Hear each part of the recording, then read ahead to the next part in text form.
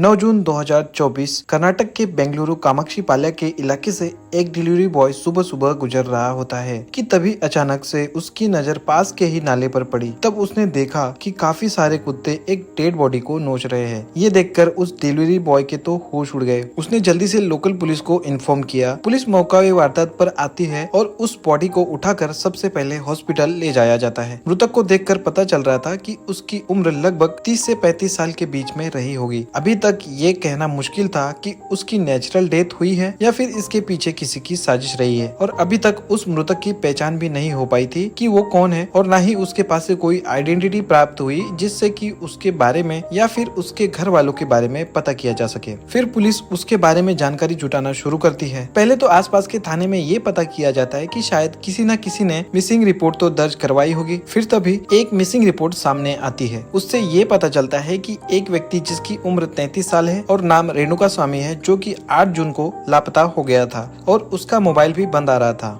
ऐसा बताते हुए उसकी मां ने चित्तौड़ दुर्ग में रिपोर्ट दर्ज करवाई थी। फिर उस महिला द्वारा बॉडी की पहचान करवाई जाती है तो वो महिला अपने बेटे को पहचान जाती है कि ये कोई और नहीं। फिर वो फूट फूट कर रोने लग जाती है। हालांकि उसकी पहचान तो हो गई थी, लेकिन अभी ये मामला और भी ज्यादा उलझने वाला था, क्योंकि अगर आप साउथ मूवी के दीवाने हैं तो आपने इस एक्टर की फोटो को जरूर देखा होगा, जो कि अपनी फिल्मों से लोगों के दिलों में राज करते हैं। इनका नाम है दर्शन थुगुदीपा, जो कि साउथ के जाने माने एक्टर में से एक हैं, जिनकी सच्चाई जानने के बाद आज आप सभी को बहुत ही ज्यादा हैरानी होने वाली है, क्योंकि रियल लाइफ में हीरो कहलाने वाले दर्शन थुगुदीपा सुपरस्टार आज के समय में रियल लाइफ के विलेन बन चुके हैं। तो फिर रेणुका स्वामी, जो कि हम सभी की तरह एक आम इंसान था, तो इतने बड़े सेलिब्रिटी के साथ उसका क्या कनेक्शन हो सकता है? यकीन मानो इसकी पीछे की सच्चाई और जो वजह निकल कर आती है वो आप सभी के होश उड़ा देगी।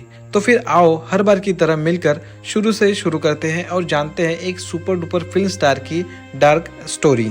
तो अब जैसा कि मैंने आपको बताया कि रेणुका स्वामी, जो हम सब की तरह ही एक आम इंसान था, जो कि फार्मेसी के शॉप पर काम करके अपना गुजारा किया करता था, और इसलिए पुलिस वालों को फिलहाल अभी तक ये केस बिल्कुल नॉर्मल केस की तरह ही लग रहा था, जो कि आए दिन हम सभी को देखने को मिलता रहता है। और जब पोस्टमार्टम रिपोर्ट निकल कर आती है तो ये साफ पता चल जाता है कि उसकी नेचुरल डेथ नहीं, बल्कि किसी साजिश के तहत उसे बुरी तरीके से पीट कर मारा गया था। इसलिए पुलिस वाले अब अपराधी की तलाश में जुट जाते हैं। फिर अगली सुबह यानी कि 10 जून को अचानक से पुलिस स्टेशन में 3 लोग आकर खुद को सरेंडर करते हुए ये कहते हैं कि रेणुका स्वामी, जिसकी बॉडी आपको नाले में पड़ी हुई मिली है, उसे हम नहीं मारा है। इसके पीछे की वजह उन्होंने पैसों का लेन देन बताया कि रेणुका स्वामी हमारे पैसे नहीं लौटा रहा था। इसी बात को लेकर हमारी बहस हो गई और गुस्से में आकर हम तीनों ने मिलकर उसे मार डाला। अब सोचने वाली बात यह है कि 3 अपराधी पुलिस स्टेशन में आकर पुलिस के सामने खड़े होकर खुद का अपराध कबूल कर रहे हैं। ये कोई आम बात तो नहीं थी, क्योंकि जब भी कोई क्रिमिनल क्राइम करता है तो वो उसे छिपाने की और उससे भागने की कोशिश करता है, लेकिन यहाँ पर तो सब कुछ उल्टा होता हुआ नजर आ रहा था। और स्वाभाविक सी बात है कि अगर कोई अपराधी अपराध करके अकेला सरेंडर कर रहा होता तो ये बात समझ में आती, लेकिन यहाँ पर 3 अपराधी तीनों एक मत कैसे हो सकता है और तीनों एक साथ कैसे सरेंडर कर सकते हैं? यहाँ पर तो कुछ गड़बड़ लग रहा था। इसलिए फिर पुलिस वालों ने उन तीनों को ही अलग अलग बिठा करके सवाल करना शुरू किया, तो किसी भी सवाल का जवाब तीनों ने एक जैसा बिल्कुल भी नहीं दिया। हर सवाल का जवाब अलग अलग दिया। इससे ये साबित हुआ कि ये तीनों ने मिलकर इस कांड को अंजाम नहीं दिया है। इसके पीछे जरूर कोई और है और ये तीनों उसे बचाने की कोशिश कर रहे हैं। जिसके बाद इन तीनों की कॉल हिस्ट्री को चेक किया गया तो बहुत ही हैरान कर देने वाला दृश्य सामने आता है, क्योंकि उन तीनों आरोपियों में से एक आरोपी की कॉल हिस्ट्री में वो नंबर पाया गया जो कि चैलेंजिंग सुपरस्टार दर्शन का था, और इस नंबर पर कई बार बातचीत की गई थी। वो भी तब जब ये घटना हुई थी, यानी कि उन 48 घंटों के दौरान कई बार उस नंबर से इधर से कॉल भी आया था और इधर से कॉल भी किया गया था। और ये बात अपने आप में काफी चौंकाने वाला था, क्योंकि आप खुद सोचकर देखो कि एक हत्यारे का और एक सुपर डुपर स्टार का आपस में क्या ही कनेक्शन हो सकता है। हालांकि इस बात को और कंफर्म करने के लिए सुपर डुपर स्टार की लोकेशन को और उन तीनों आरोपियों की लोकेशन को ट्रैक किया गया तो पता चला कि इस घटनाक्रम के अंतराल में वे आपस में कई बार मिले भी थे। लेकिन अभी सारी सच्चाई का सामने आना बाकी था, इसलिए अब उस आरोपी से पूछताछ किया जाता है जिस आरोपी के मोबाइल से कई बार बातचीत हुई थी। उससे अब सख्ती से पूछताछ करने पर वो सारी वारदात को बयान करता है और यहीं से एक और नई कहानी का जन्म होता है, जैसे कि आप सभी को ध्यान से सुनना चाहिए। पर उससे पहले हम आपको बताना चाहते हैं कि इसी तरह हमें सपोर्ट करने के लिए चैनल को सब्सक्राइब करके हमें सपोर्ट कर सकते हैं, क्योंकि देश दुनिया में हो रही क्राइम को आपके सामने स्टोरी के रूप में हम पेश करते रहते हैं। दरअसल ये कहानी 10 साल पहले ही शुरू हो चुकी थी, जब एक्टर की लाइफ में एक लड़की आती है जिनका नाम होता है पवित्रा गौड़ा। हालांकि लड़की फिल्म स्टार बनने के लिए आई थी, पर वो बात अलग है कि अभी तक सुपरस्टार नहीं बन पाई। लेकिन हाँ, दर्शन सुपरस्टार के साथ इनकी दोस्ती हो चुकी थी और उन्हीं की वजह से इन्हें छोटे मोटे काम फिल्मों में मिलना शुरू हो चुके थे। कुछ साल बाद पवित्रा गौड़ा ने किसी लड़के के साथ शादी की, जिससे उन्हें एक बेटी हुई, पर आगे चलकर उनके पति के साथ उनकी अनबन हुई और ना बनने के कारण दोनों ने फिर डिवोर्स ले लिया। हालांकि लड़की की कस्टडी पवित्रा गौड़ा ने अपने पास ही रखी और पवित्रा गौड़ा अपनी बेटी के साथ रहने लगी। लेकिन इसके बाद भी दर्शन सुपरस्टार के साथ इनकी दोस्ती कम नहीं हुई थी, बल्कि डिवोर्स के बाद तो और भी दोस्ती बढ़ती चली गई। अब पवित्रा गौड़ा और दर्शन की दोस्ती एक आम इंसान रेणुका स्वामी की हत्या तक कैसे पहुंची, ये जानने से पहले मैं आप सभी को दर्शन सुपरस्टार की कुछ डार्क रियलिटी के बारे में बताना चाहता हूँ, जो कि ये डाटा मैंने आज तक के एक आर्टिकल से लिया है। दरअसल दर्शन सुपरस्टार आज कोई पहली बार ऐसे मामलों में सुर्खियों में नहीं आए हैं, बल्कि इससे पहले कई बार ऐसे मामले सामने आए हैं जिसकी वजह से सुर्खियों में आते ही रहे हैं। जैसे कि 2011 में इनकी पत्नी विजय लक्ष्मी जी ने इनके ऊपर घरेलू हिंसा का आरोप लगाते हुए इन्हें गिरफ्तार करवाया था। इतना ही नहीं, इनकी पत्नी ने शिकायत में बुरी तरीके से हिंसक व्यवहार की डिटेल के साथ सिर पर चोट मारने की बात बताई थी। हालांकि ये मामला कोर्ट के बाहर ही सुलझ गया था, पर दर्शन ने अपने बर्ताव को लेकर पब्लिकली अपने फैंस से माफी भी मांग ली थी। लेकिन 2016 में फिर से विजय लक्ष्मी ने पुलिस में दर्शन के खिलाफ आपत्तिजनक और अभद्र बर्ताव के लिए शिकायत दर्ज करवाई थी। इससे ये साबित हुआ था कि उनकी पर्सनल लाइफ में कभी भी कुछ खास ठीक चला ही नहीं। जिसके बाद 2021 में इन्होंने मैसूर में एक वेटर को बहुत बुरी तरीके से पीटा था और इस मामले को दबाने के लिए उन्होंने 50,000 रुपए उसे दिए, इसलिए ये मामला दर्ज नहीं हो पाया था। और उस समय के अंतराल में एक प्रोड्यूसर ने भी दर्शन पर धमकी देने का आरोप लगाया था।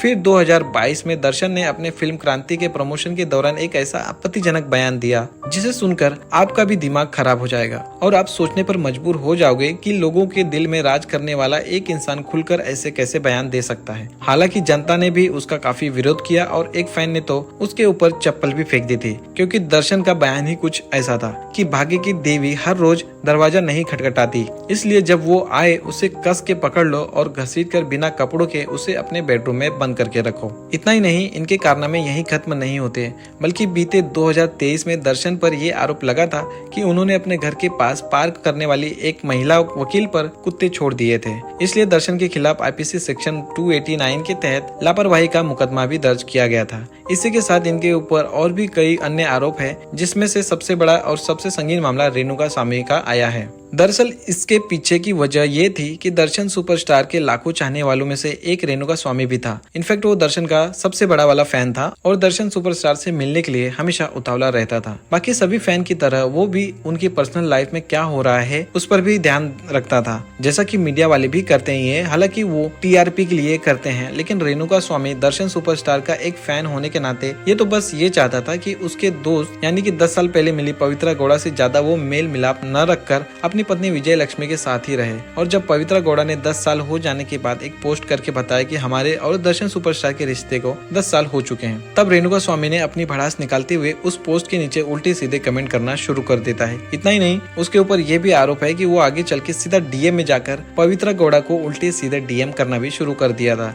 और इन्हीं बातों से परेशान होकर पवित्रा गौड़ा ने दर्शन को सारी बात बताते हुए कहा कि आपका ये फैन मुझे बहुत ही उल्टी सीधी बातें लिखता है और दुनिया भर की बातें बताते हुए दर्शन को उकसाया। और पवित्रा गौड़ा के उकसाने पर उन्होंने पहले तो रेणुका स्वामी का सारा बायोडेटा निकलवाया, जिसके बाद कुछ लोगों की टीम बनाकर उसके आसपास भेजा और उससे कहा गया कि तुम्हें दर्शन सुपरस्टार से मिलवाएंगे। हालांकि वो दर्शन सुपरस्टार का पहले से ही फैन था और ये बात सुनकर वो भी खुश हो जाता है और ये झूठा झांसा देकर ही रेणुका स्वामी को अगवा कर लिया जाता है। और अब रेणुका स्वामी को सबसे पहले तो मैसूर के दर्शन के फार्म हाउस में लेकर गए और अभी तक रेणुका स्वामी को यही लग रहा था कि वो जिसका वो बहुत बड़ा फैन है आज वो उसे अपनी आंखों के सामने देखने वाला है, लेकिन उसे नहीं पता था कि जिसका वो फैन है वो आज उसी के सामने बुरी तरीके से पिटने भी वाला है। और अब थोड़ी ही देर बाद रेणुका स्वामी के आंखों के सामने दर्शन सुपरस्टार आकर खड़ा हो जाता है और अब दर्शन की आंखों के सामने रेणुका स्वामी को उसके आदमी पीटना शुरू कर देते हैं। ये देखकर रेणुका स्वामी को कुछ समझ ही नहीं आ रहा होता है कि आखिरकार उसके साथ क्या हो रहा है। फिर काफी मारपीट करने के बाद अब रेणुका स्वामी को फिर से मैसूर से उठाकर वापस कामाक्षी पाल्या के एक इलाके में रखा गया।